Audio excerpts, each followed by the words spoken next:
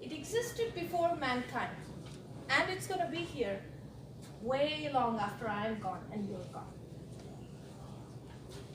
I have a proclivity to think about it at work and on weekends. It cannot be seen, it's unknown until it's measured. But when you miss it when it has flown by. The more I have of it, the more I need, the more I ache for it. The less I have of it, the more it aches me. Madam Toastmasters, fellow Toastmasters, today my speech is about time and some of the ways that I have designed to manage it. Continuing in the time management speak from our previous speaker, Tammy. Let's think about that for a second. In today's speech, as I walk you through how I prepared this particular speech on managing time, I will also walk you through how the techniques described in the Pathways program helped me even at work, how I used them, which techniques I used, and at the end of the day, I hope to leave you with at least one takeaway that you can use in your speech craft. By a show of hands, how many people know a quote about time? Let me see. One, Christina, Lisa, Matt, do I see a hand up? Sheree? Christina, what is one quote you have heard? Time flies. Time flies. Matt? I have no idea, I just put my hand Thanks for the humor element. Alice? Time waits for no one. Time waits for no one. Lisa? Yeah, I'm blank now. Time is gold. Time is gold, What indeed. time is it? Time is gold. Everybody seems to have a saying about time. You know, all the biggies seem to have a quote about time and how to manage it. Apparently, managing time is really important. Who would have thought? Leo Tolstoy. Here is what Google said at the top time management quotes. I'll just pick two. The two most powerful warriors are patience and time. Leo Tolstoy in A Massive War and Peace. Another one, the key is not spending time, but in investing it. And if you ever had a bank account or a mutual investment fund, time is money. Compound interest. So, time management is really important. I use the techniques described in the time management curriculum in Pathways to be more of her and less of those people on the left. Yes, there are various versions of me. I know, I don't look like that. Effective time management and procrastination are diametrically opposite ends of time management. They are enemies. I wanted to be more of an effective time manager and less of procrastination. The Pathways Leadership Development Program showed me some techniques that I will be sharing with you today. Technique number one is SOA. No, it's not a bad word. It's an acronym for Small Task, One a Day, and A for Adjust. This October, I had a massive goal. My current role is as a buyer. In this role, I'm responsible for buying a lot of equipment for the project, which vary in complexity and total dollar value. So in my role, this particular month was heavy on. I had the big, humongous goal of issuing 9 purchase orders for a total value of $2 million. When you think about that, that's massive. But let's see how I use SOA to break down this massive task into smaller. The first I did was divide the 9 packages that I needed to buy into stages. Each of the packages had the same stage to go through.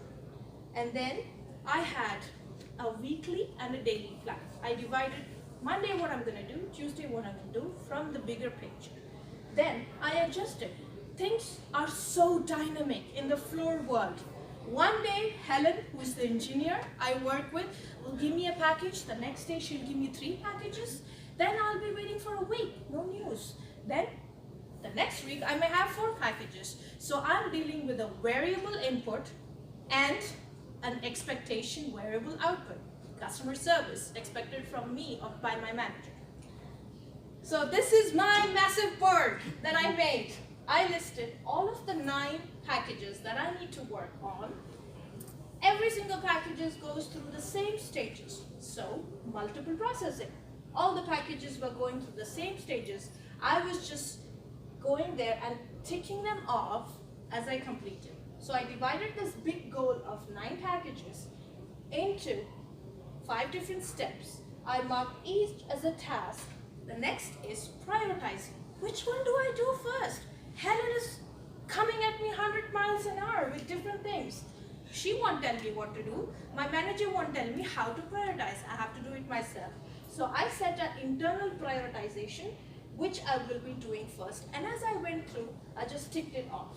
I also developed a nice queuing system taken from this. Now processing. Anybody who comes to my desk will know. You know, what are you working on? Look at the board. That's what I'm processing right now. Exactly like Krispy Kreme donut and McDonald's. Now processing. You can see what is in queue. Transition number 2, technique number 2 is another technique which is described as a daily time and task log. So this one is more of a breakdown at the daily level. What I intend to do that week. So, you know what is the sense of accomplishment in using this? Is that big, massive red strike through. Yes, my friends. The sense of achievement you get when you strike through, and I have done it, is just brilliant. I know all of you have felt it at some point. This gave me a sense of accomplishment. I also realized, is managing time enough, do you think? What do you think? Is managing time alone enough? Are we good time managers inherently? You've got the monkey brain right here. So the key is focus. Yeah. I have a proclivity to use pictures.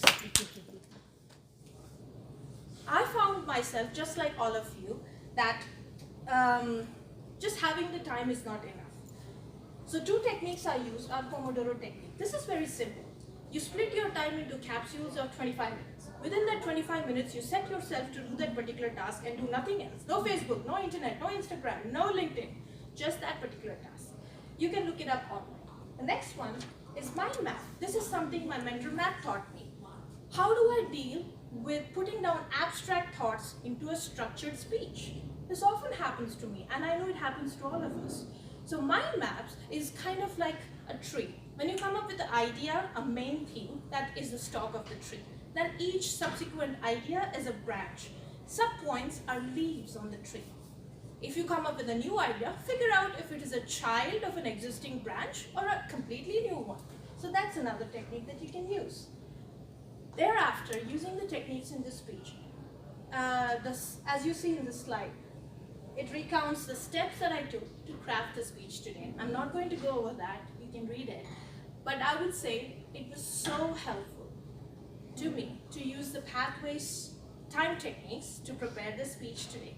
No matter where you are in your journey, all the new people today, Kobe, Helen, Christina, DTMs are here. Always remember, techniques like this SOA can help you break down big tasks into small achievable tasks.